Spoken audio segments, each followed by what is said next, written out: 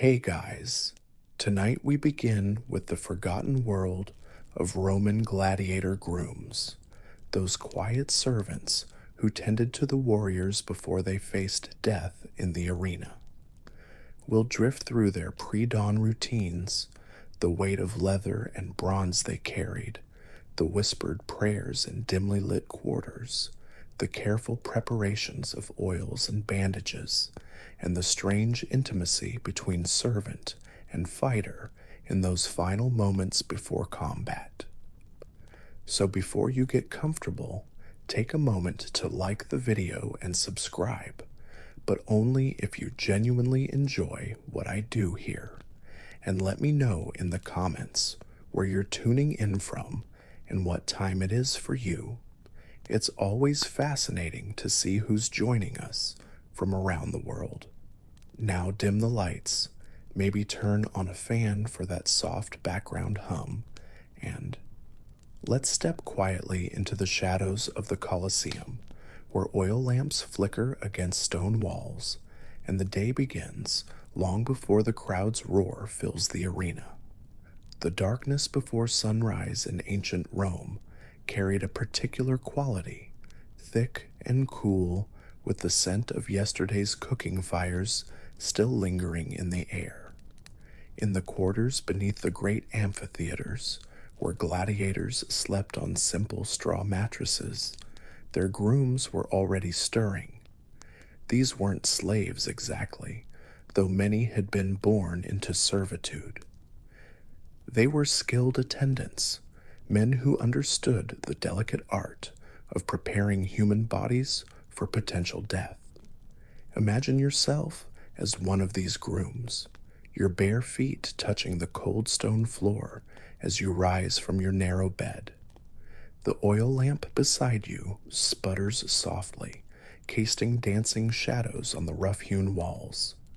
Around you, other grooms move like ghosts in the pre-dawn darkness, each tending to their assigned gladiator with the quiet efficiency of ritual.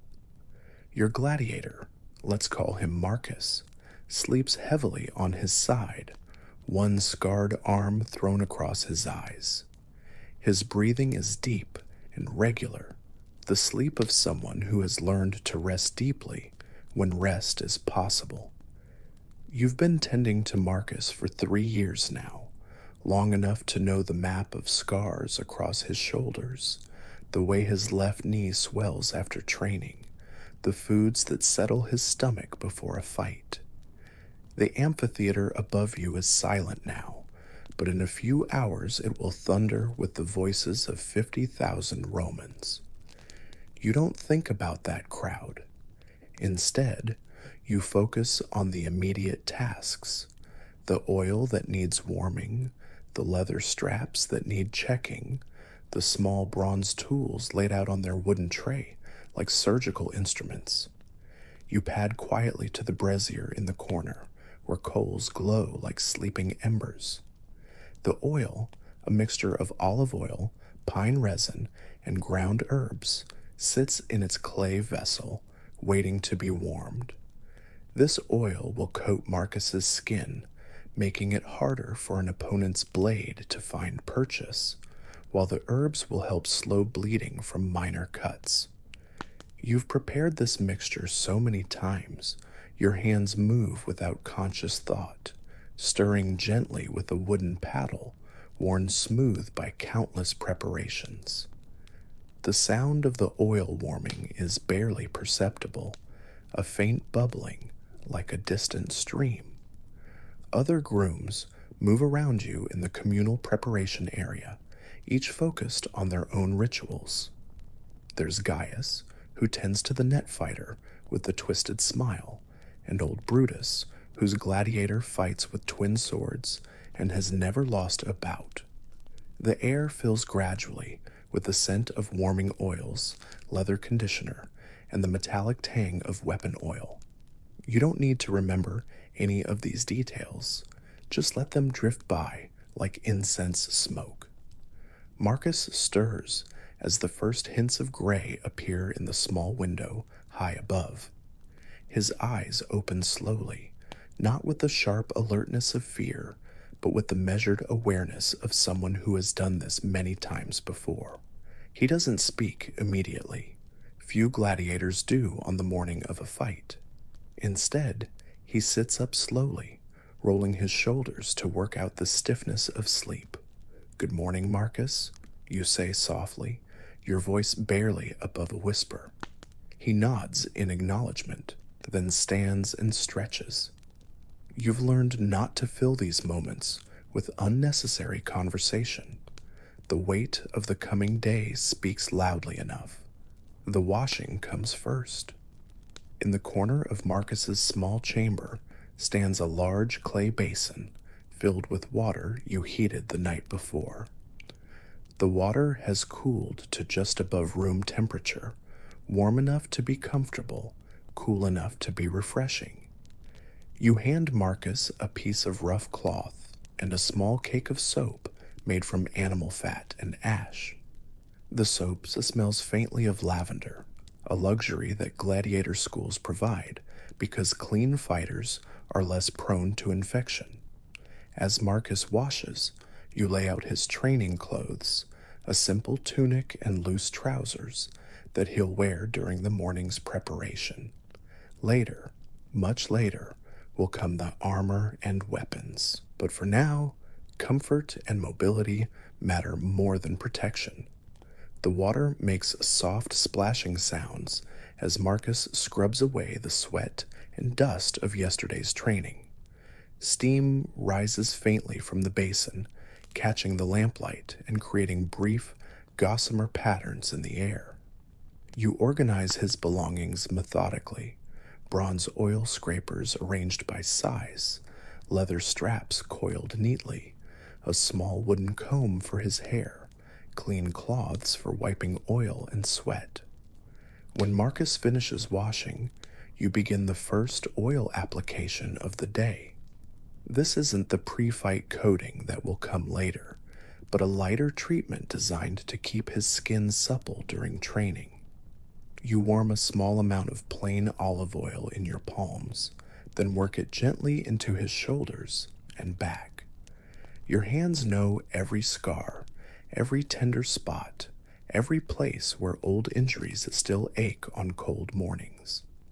Marcus's scars tell the story of his career, the long, thin line across his left shoulder blade from a trident that came too close, the small, round mark on his right arm where a net weight struck him during training, the series of parallel scratches on his thigh from a particularly aggressive bout with a wild animal.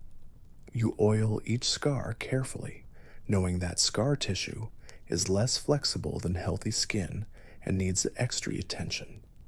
The rhythm of this work is soothing, your hands moving in long, steady strokes, the oil warming under your palms, Marcus's breathing slow and even as he relaxes under your touch. This intimacy between groom and gladiator is one of the strangest aspects of the role. You know this man's body better than his wife does, understand its strengths and weaknesses, its needs and responses. As you work, other sounds drift through the underground chambers, the shuffle of sandaled feet on stone, the murmur of quiet conversations, the distant clank of metal being cleaned and sharpened. The gladiator school is waking up around you, but slowly, without rush or panic. Everyone here understands that haste leads to mistakes, and mistakes in this business are often fatal. No need to stay alert. You're safe here in this quiet morning ritual.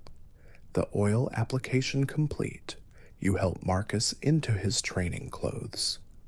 The tunic is made of undyed wool, soft from many washings, with sleeves that reach just past his elbows. The trousers are loose enough to allow full range of motion, but fitted enough not to catch on weapons or equipment. Everything about a gladiator's clothing is designed with combat in mind, even the training garments. Finally, you comb Marcus's hair. He keeps it short. Shoulder-length hair is a liability in combat, too easy for an opponent to grab. But even short hair needs attention. You work the wooden comb through gently, removing tangles and debris, then tie it back with a simple leather cord.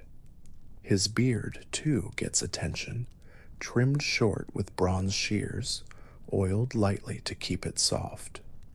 As the sun rises higher, casting the first real light through the high windows, Marcus prepares to leave for morning training.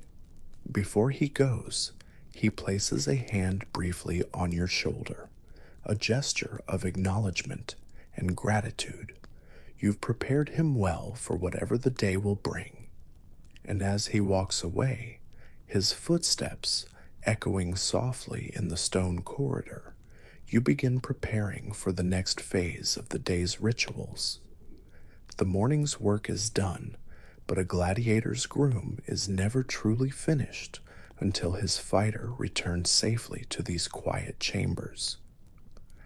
Let's take a slow step forward in time as the morning light grows stronger and the sounds of training begin to drift down from the arena above. As the morning light filters through the narrow windows high above, you find yourself in the armory, a long, low-ceilinged chamber that smells of leather oil, metal polish, and the faint tang of old blood. This is where the real work begins, where you transform from a simple attendant into something closer to a priest, preparing sacred implements for ritual. The armory walls are lined with wooden racks holding an array of weapons and armor pieces, each one crafted for a specific type of gladiator.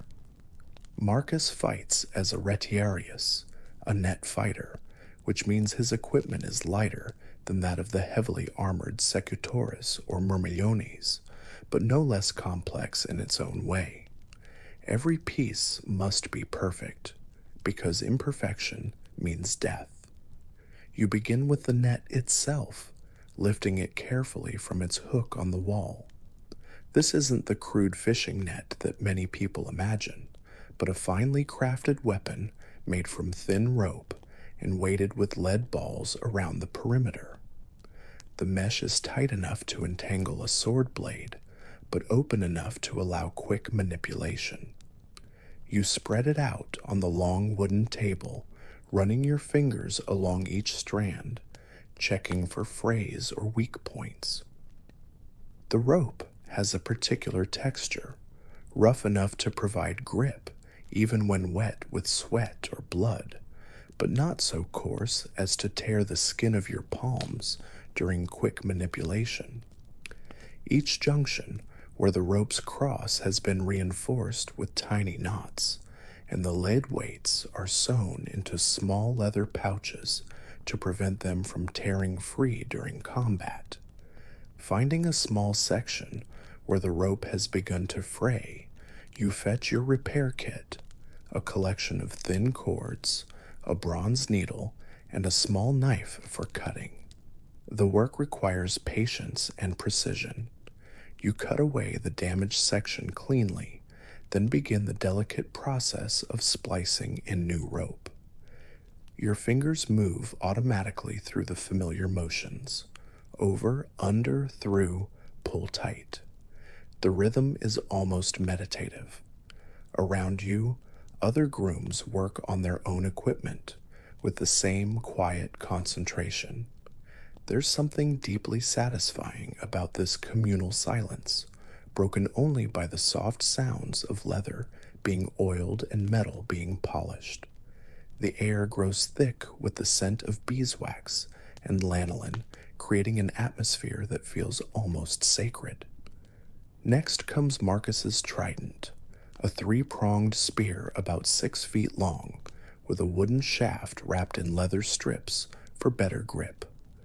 The bronze tines gleam dully in the lamplight, each one sharp enough to penetrate armor if driven with sufficient force.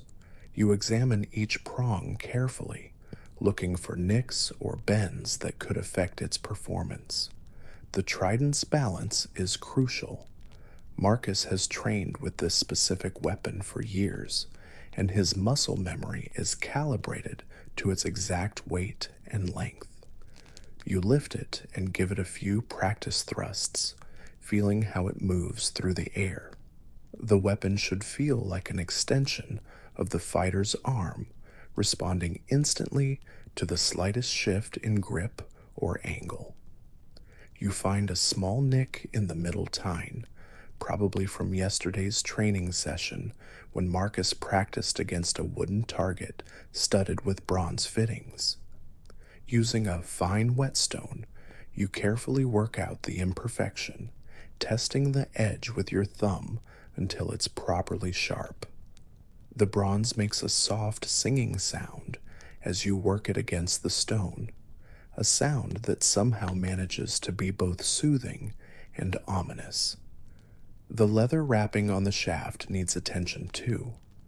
Over time, the constant grip of sweaty palms works the leather loose, creating gaps where the wrapping might slip during a crucial moment.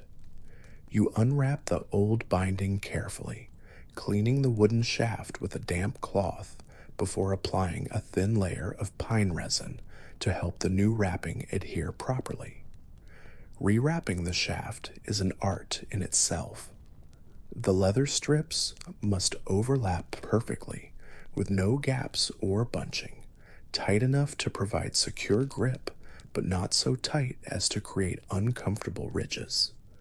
You start at the bottom of the shaft and work upward, maintaining constant tension as you wind the leather in a smooth spiral. Each turn overlaps the previous one by exactly half its width, a technique you learned through years of practice. Let the details wash over you like warm water. There's no need to hold on to them. With the trident complete, you turn to Marcus's defensive equipment. Aretarius doesn't wear much armor. Speed and agility are his primary defenses, but what little protection he has must be perfect. His left arm is protected by a bronze sleeve called a manica, which extends from his wrist to just above his elbow. The bronze has been hammered into overlapping scales, each one carefully shaped to allow full range of motion while deflecting sword strikes. You examine each scale individually, looking for cracks or loose rivets. The bronze has a warm golden color where it's been polished, but the edges show the darker patina of age and use. Here and there, you can see the marks where weapons have struck, shallow gouges, and scratches that tell the story of Marcus's survival. The manica is lined with soft leather to prevent chafing, and this lining needs regular replacement. Today, you notice that the leather around the elbow joint has begun to crack from repeated flexing. You cut a new piece from a hide that's been specially treated to remain supple, then carefully stitch it into place using sinew thread that won't rot from exposure to sweat and oil. Marcus also wears a bronze shoulder guard on his left side, a curved piece of metal that deflects downward sword strikes while allowing his arm to move freely for net throwing. This piece is simpler than the manica, but no less important. You polish it until it gleams, checking that the straps are secure and the paddings underneath is still thick enough to absorb impact. The final piece of equipment is Marcus's belt, a wide strip of leather studded with bronze discs.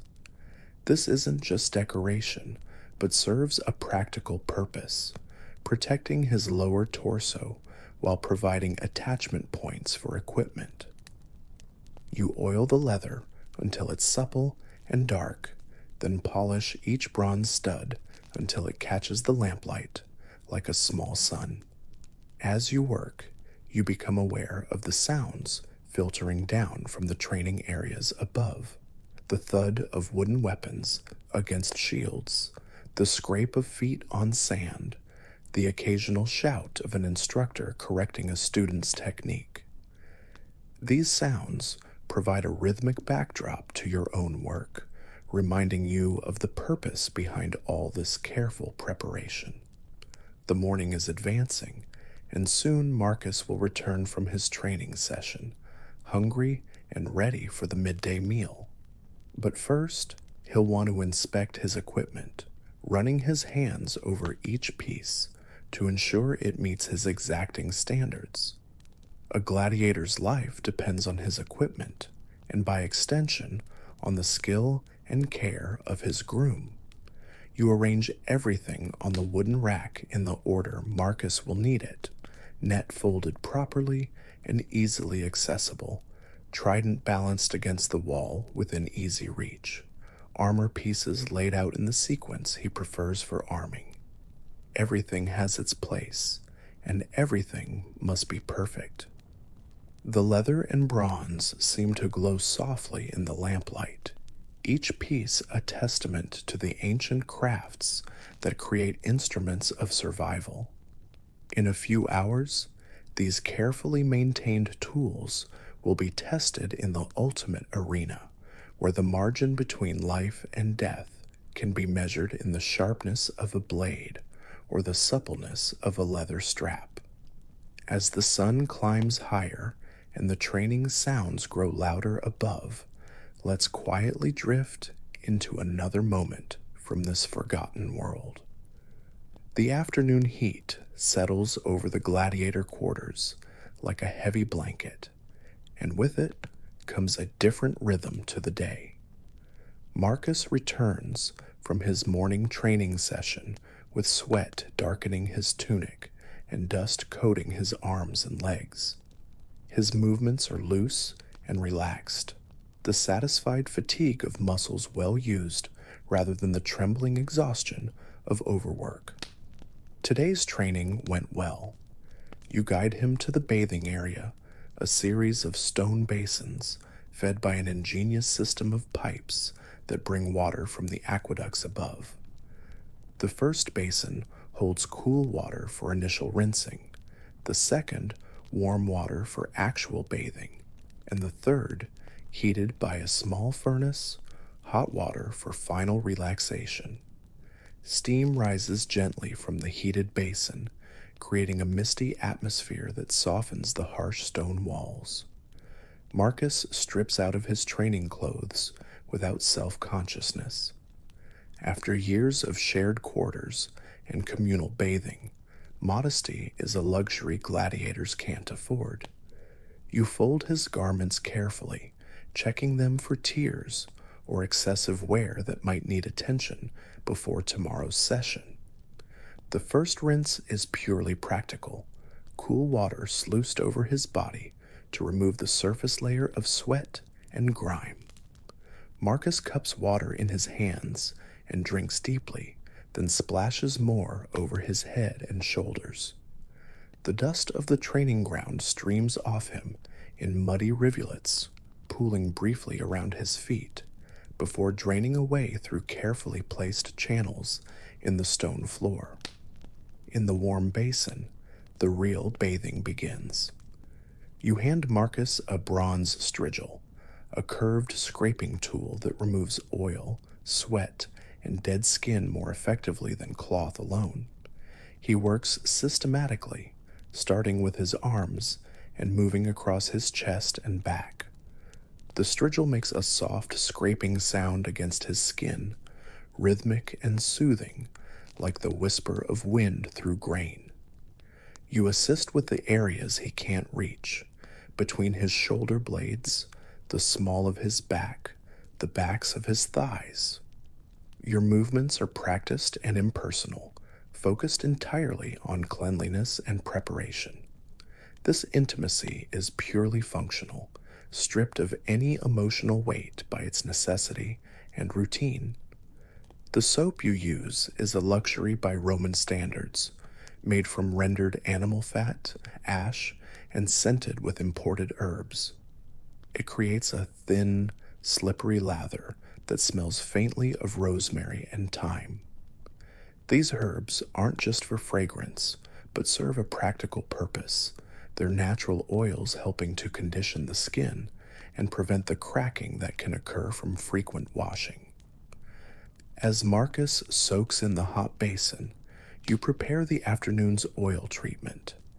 This is more elaborate than the morning's quick application, a full body massage designed to keep his muscles supple and identify any injuries that might need attention before they become serious problems.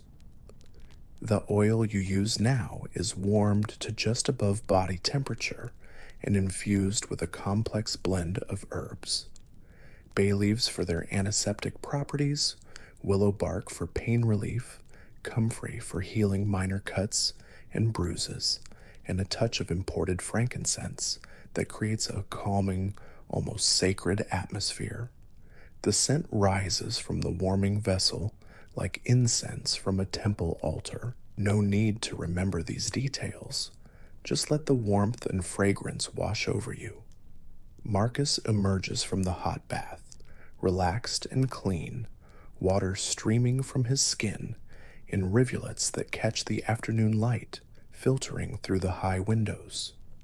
You hand him a large cloth woven from soft wool, and he dries himself with slow, deliberate movements. There's no rush now. The afternoon stretches ahead with its own gentle rhythm.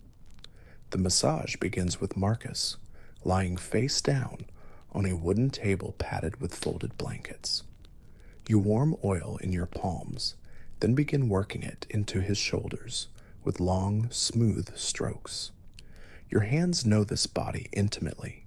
Every scar, every tight spot, every place where old injuries still cause occasional stiffness. His left shoulder carries the legacy of a badly healed break from his early fighting days, before he learned to duck low enough under a secutor's sword thrust. The bone healed slightly out of alignment, creating a permanent ache that worsens in cold weather. You work this area carefully, using gentle circular motions to increase blood flow and ease the chronic tension. The long scar across his back came from a wild animal fight, a leopard that had been starved for days to increase its aggression. The cat's claws raked across Marcus's back as he rolled away from its initial charge, missing his spine by mere inches. The scar tissue is thick and inelastic, requiring special attention to prevent it from tightening and restricting his movement. Your hands move in patterns learned through years of experience, long strokes to relax major muscle groups, circular motions to work out knots and adhesions, gentle stretching to maintain flexibility. The rhythm is almost hypnotic, your breathing synchronizing with the slow, steady movements of your hands. Marcus breathes deeply as you work, his body gradually releasing the accumulated tension of training and preparation. This daily ritual serves purposes beyond simple muscle maintenance. It's a form of meditation, a time when both of you can exist in the present moment without thinking about tomorrow's uncertainties. You work down his arms, paying special attention to his left side, which bears the extra strain of net throwing. The muscles here are more developed than on his right, creating a subtle asymmetry that speaks to years of specialized training. His forearm shows the calluses and rope burns that mark an experienced retiarius, tough patches of skin that no amount of oil can completely soften. When you reach his legs, you focus particularly on his knees and ankles. Gladiators spend hours each day moving across sand, which provides an unstable surface that constantly challenges balance and joint stability. This builds tremendous strength and agility, but also creates wear patterns that need careful management. Marcus's right knee shows signs of chronic inflammation, a slightly puffy appearance, and warmth that indicates ongoing stress. You work around it gently, using the oil's anti-inflammatory herbs to provide what relief you can. This is the kind of injury that could end a career if it worsens, but for now, careful maintenance keeps it manageable. The afternoon light shifts as you work, creating moving patterns of brightness and shadow on the stone walls. Other grooms work nearby with their own gladiators, creating a soft chorus of quiet conversation and the whisper of oil-slicked hands on skin. The atmosphere is peaceful, almost temple-like in its focused calm. As the massage concludes, Marcus turns over onto his back, and you begin working on his chest and the front of his legs. This position allows you to watch his face, monitoring his reactions to ensure you're not causing pain or discomfort. His eyes are closed, his breathing deep and regular, the complete relaxation of someone who trusts absolutely in your skill and care. The oil treatment complete, you help Marcus dress in clean clothes, a fresh tunic, and loose trousers that will be comfortable for the afternoon's rest period. The fabric is soft against his oil-treated skin, and he moves with the fluid grace of someone whose body has been properly maintained. Before he rests, Marcus performs his daily ritual of prayer and offering. From a small shelf in his quarters, he takes a handful of incense and sprinkles it on the glowing coals of a portable brazier. The smoke rises straight up in the still air, carrying with it his wordless petitions to Mars, god of war, and Fortuna, goddess of luck. As the incense burns and Marcus sits quietly in meditation, you clean and organize your tools for tomorrow's use. The oil vessels need washing, the massage cloths require laundering, and various implements need sharpening or repair. This routine maintenance is as important as the care you provide directly. Tools that fail at the wrong moment can cost lives. The afternoon settles into peaceful quiet, broken only by the distant sounds of the city above and the soft whisper of incense smoke rising toward the high windows. Tomorrow will bring its own challenges and uncertainties, but for now, in this moment, there is only calm preparation and the ancient rituals that connect flesh to spirit. As the shadows lengthen and the day grows older, let's gently open the door to the evening hours when different preparations begin. As the sun begins its descent toward the western hills, the atmosphere in the gladiator quarters shifts almost imperceptibly. The lazy warmth of afternoon gives way to something more focused, more purposeful. Tomorrow's games loom larger now, no longer a distant concern, but an approaching reality that colors every action and conversation.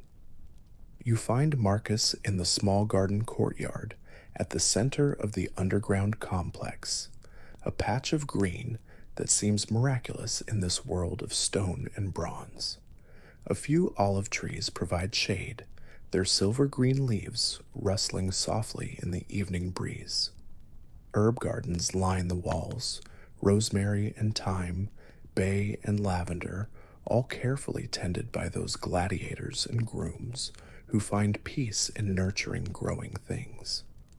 Marcus sits on a low stone bench beneath one of the olive trees, slowly eating his evening meal from a wooden bowl. The food is simple but nourishing: bread soaked in olive oil, chunks of cheese, dried figs, and a piece of grilled fish. Gladiator schools feed their fighters well, understanding that proper nutrition is essential for strength and healing. The bread has a dense, chewy texture that requires slow eating, and Marcus seems to savor each bite. There's something meditative about watching him eat, the deliberate pace, the focused attention to simple flavors and textures. He eats like someone who has learned to find pleasure in basic sustenance, to appreciate the taste of good bread and fresh oil. You sit nearby, not eating yourself. Grooms eat later, after their gladiators are settled for the night, but simply being present in case you're needed. This quiet companionship is part of your role, providing a calm, steady presence that helps counter the natural anxiety that builds before combat. Other gladiators drift through the courtyard in small groups, some eating, others simply enjoying the evening air. There's Quintus, a heavily muscled Murmillo who fights with sword and shield, sharing bread with his younger partner who's still learning the basics of arena combat. Near the herb garden, an aging bestiarius, an animal fighter, tends to a small patch of mint, his scarred hands surprisingly gentle as he pinches off dead leaves. The conversations are quiet, meandering, focused on everyday concerns rather than tomorrow's battles. Someone mentions that his sister had a baby last month. Another talks about a dream he had of his childhood home in Gaul. These fragments of normal life provide anchoring points, reminders that existence extends beyond the arena's sand and stone. As the light fades, you begin the evening's preparation ritual. This is different from the morning's routines, less focused on immediate physical needs and more concerned with mental and spiritual readiness. Marcus follows you back to his quarters, moving with the slow grace of someone who knows he needs to conserve energy for the trials ahead. The first task is tending to his equipment one final time. Even though you checked everything carefully this morning, the evening inspection has its own importance. Marcus examines each piece personally, running his hands over the bronze fittings, testing the flexibility of leather straps, checking the balance and edge of his trident. He handles his net with particular care, stretching it out to its full extent and checking each junction point. His fingers move across the mesh with practiced precision, finding a small weakness you missed earlier, a place where the rope has begun to thin from repeated stress. Without comment, he hands it to you for repair. The work is delicate in the lamplight, requiring careful attention to avoid making the problem worse. You cut away the weakened section and splice in new rope, your fingers working by feel as much as sight. The rhythm of the work is soothing. Over, under, through, pull tight. A pattern repeated dozens of times until the repair is complete and invisible. Marcus tests the mended section, nodding his approval before carefully folding the net in the precise pattern that will allow for quick deployment in combat. Every gladiator has his own method for folding equipment, developed through trial and error and refined over years of use. The pattern must be perfect, because there's no time for corrections in the arena. With the equipment secured, Marcus begins his evening prayers. He has a small shrine in the corner of his quarters, just a wooden shelf with a few bronze figurines and a shallow bowl for incense and offerings. The figures represent Mars and Fortuna, but also his personal household gods, the Lares who watched over his family before slavery brought him to the arena. You don't need to hold on to these sacred moments. Let them drift past like evening shadows. The prayer ritual is simple but deeply personal. Marcus lights a small oil lamp before the shrine, then sprinkles frankincense on the hot coals of his brazier. The smoke rises straight and true in the still air, carrying his wordless petitions upward. He doesn't ask for victory, That would be presumptuous, but for courage, for honor, for a death that wouldn't shame his memory if death comes. While he prays, you prepare his sleeping area with extra attention to detail. Fresh straw for his mattress, a clean blanket folded at the foot of his bed, a pitcher of water and washing bowl placed within easy reach. The small routines of domestic care take on extra significance tonight, each one a gesture of hope for tomorrow evening's return. Marcus's prayers complete, he begins the mental preparation that's as important as any physical training. He sits quietly on his bed, eyes closed, visualizing tomorrow's potential scenarios. You can see him working through combat sequences in his mind, the opening moves against different types of opponents, recovery techniques if something goes wrong, the precise timing needed for net deployment and trident strikes. This mental rehearsal is something all experienced gladiators do, and you've learned to recognize its patterns. Marcus's breathing becomes controlled and rhythmic. His hands move slightly, fingers flexing as if gripping weapons. Sometimes his foot shifts position, practicing footwork patterns on the stone floor. He's fighting invisible battles, preparing his mind and body for the lethal choreography of arena combat. The night sounds of the city begin to filter down through the high windows, the distant rumble of cartwheels on cobblestones, the bark of dogs, the murmur of voices from late taverns. These ordinary sounds provide a counterpoint to the extraordinary circumstances, reminding both of you that normal life continues above while you prepare for something far from normal below. As Marcus's visualization session winds down, you perform the final evening ritual, a light application of oil to keep his skin supple through the night. This isn't the elaborate massage of the afternoon, but a simple, practical treatment focused on areas that tend to dry out during sleep. Your hands move gently over his shoulders and arms, working in just enough oil to maintain skin flexibility without creating an uncomfortable, greasy feeling. The oil is lightly scented with lavender, an herb known for promoting calm sleep, and its fragrance begins to fill the small chamber with peaceful associations. Marcus settles back onto his mattress as you extinguish all but one small oil lamp. The remaining flame provides just enough light to navigate safely while casting gentle moving shadows on the walls. In this soft illumination, the stone chamber feels less austere, more like the simple bedroom it temporarily becomes. Before sleep, Marcus performs one final ritual, cleaning and oiling his personal knife, a small blade he keeps for everyday tasks, but which could serve as a last resort in desperate circumstances. The blade is well maintained, its bronze surface gleaming dully in the lamplight. He tests its edge against his thumb, then applies a thin coat of oil before returning it to its sheath. As he settles into sleep, you remain nearby for a while, listening to his breathing slow and deepen.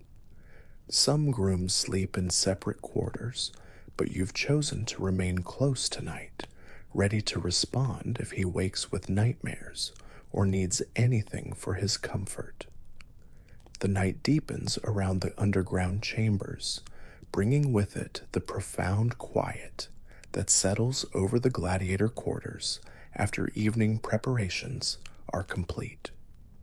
Tomorrow will bring its own demands and challenges, but for now, there's only the peaceful rhythm of breathing and the soft flicker of lamplight against ancient stone. Now imagine yourself walking through another cobbled street as morning approaches once more. The darkness before this final dawn feels different from all the others, heavier somehow, charged with the electricity of approaching storm. You wake not to the gradual lightening of sky through the high windows, but to the subtle change in atmosphere that comes when destiny draws near. Around you, the gladiator quarters stir with unusual quiet, as if everyone understands that today's pre-dawn rituals carry weight beyond the ordinary. Marcus is already awake when you rise, sitting on the edge of his bed and staring at his hands in the lamplight. These are the hands that will hold his life today, scarred from years of training, calloused from rope and bronze, steady with the confidence that comes from surviving dozens of previous encounters. He flexes his fingers slowly, working out the stiffness of sleep and nerves. "Good morning, Marcus," you whisper, and he looks up with a slight smile. There's no fear in his eyes, just the quiet alertness of someone who has accepted whatever the day might bring. This acceptance isn't resignation, but a form of grace, the peace that comes from perfect preparation meeting inevitable uncertainty. The morning rituals begin as they always do, but every action carries additional weight today. The water for washing has been blessed by the Gladiator School's priest.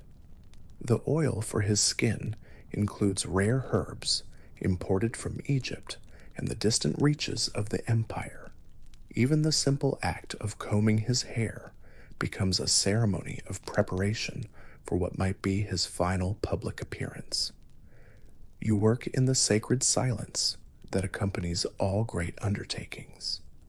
Your hands move with extra precision as you apply the preliminary oil treatment, warming the mixture until it's exactly body temperature before beginning the long, slow process of coating every inch of Marcus's skin. The oil will make him harder to grasp, help minor cuts seal quickly, and give his body the gleaming appearance that crowds expect from arena fighters. As you work, you're aware of the sounds beginning to drift down from the great amphitheater above, the rumble of carts delivering sand for the arena floor, the shouts of workers arranging seating, the distant hammer blows of last-minute repairs and adjustments. The city is waking up to its day of entertainment, while you prepare the man who will provide that entertainment with his life. The oil application complete, Marcus sits quietly while you fetch his armor from the storage room. Today's equipment has been prepared with extra care, every bronze fitting polished to mirror brightness, every leather strap oiled to perfect suppleness, every weapon sharpened to razor perfection. But beyond the physical preparation, these items have taken on an almost sacred quality, transformed by ritual and intention into something approaching religious artifacts. You begin with the manica, the bronze arm guard that protects his left side. Each scale has been individually polished until it gleams like gold in the lamplight. As you help him slide his arm into the sleeve, the bronze makes soft, chiming sounds, like distant temple bells. The fit is perfect, snug enough to stay in place during violent movement, loose enough to allow full flexibility. The shoulder guard comes next, its curved bronze surface designed to deflect downward sword strikes while protecting the vulnerable junction between neck and arm. With Marcus now armored, his breath slow and steady, it is time to guide him from the cool, underground quiet into the living day above. This transition, from dim corridors to the light-drenched chaos of the arena, is perhaps the most sacred and unsettling part of your duty. No words are needed. You gesture softly toward the corridor, and he nods, rising to his feet with quiet finality. The stone passage to the Colosseum's staging area is long, narrow, and faintly curved, Torches flicker at intervals along the walls, their flames dancing against ancient graffiti carved by gladiators long gone. Names, symbols, prayers scratched into stone by trembling fingers. Some are etched with such care you suspect they were meant to last longer than the men who made them. Marcus walks beside you, his footfalls heavy with bronze, his armor whispering with each step. You carry his net and trident, his weapons of choice, the tools that separate him from the others. These are not mere objects. They are an extension of his identity, crafted, trained with, bled over. You do not speak. Silence holds the moment in reverence. At the end of the corridor lies the vestibule, a final chamber before the arena gates. Here, the light filters in from above in long shafts that illuminate motes of dust and the swirling haze of incense. The school's priest stands waiting, a frail figure in a linen robe, holding a small bowl of coals on which frankincense smolders gently. Marcus steps forward and kneels. The priest murmurs a blessing in Latin, his words half lost in the cavernous space. He dips his fingers in perfumed oil and traces a symbol on Marcus's forehead, not one of victory, but of presence. To live fully in the arena is the highest form of devotion. You help Marcus rise, and he accepts his net and trident from your hands. His fingers tighten briefly around yours, not in fear or farewell, but in thanks. The moment passes like a leaf drifting on a stream. Then the gates open, not fully, just a crack, just enough for the sound to rush in like water breaking through a dam. You hear the roar of thousands, rising, falling, surging in waves. The sun floods in, blinding at first. It gleams off the bronze fittings of Marcus's armor, casting golden halos on the stone floor. And then he walks toward the light. You do not follow. Your place is here, in the shadows, listening to the sound of his footfalls fade into sand and sun and noise. You do not watch. Instead, you turn and walk slowly back through the corridor, past the torches, past the prayers carved into stone, past the place where your duties shift once again, from preparing a body to tending a memory. Let's gently allow the roar of the crowd to fade now, and step into the hush that follows all endings. The silence after the games is different from the silence of dawn. It is fuller, heavier. It carries with it the echoes of what has passed, the thrum of drums, the cries of the crowd, the clash of metal on bone. These echoes drift down into the gladiator quarters long before the first feet return. You wait, as you always do, by the preparation table. The oil has cooled. The basin sits unused. The lamp burns low. Then finally, footsteps. Sometimes it's Marcus, sometimes it's not. Today it is him. He walks differently now, slower, wearier. His trident is bloodied, the net torn at one edge. One strap of his armor hangs loose, but he walks on his own. This, in your world, is a victory. He says nothing, and neither do you. Words are often the first casualty of combat. You guide him to the bench and begin your work without ceremony. The net is the first thing you take, folding it silently, setting it aside for cleaning. The trident follows, its edges dull and nicked. You will sharpen it later, when his blood is no longer mingled with someone else's. Next comes the armor, piece by piece, the shoulder guard, the manica, the belt, each item removed with care, placed gently on the cloth-lined table. You see fresh marks, a dent on the shoulder, a scrape along the arm guard. Nothing pierced, not this time. He breathes with difficulty, and you guide him to the bath, not the ritual bath of the afternoon, but the practical one of recovery. Warm water, clean cloth, fresh oil. You wash away not just sweat and sand, but everything the arena leaves behind: fear, tension, adrenaline. The body tells its own story.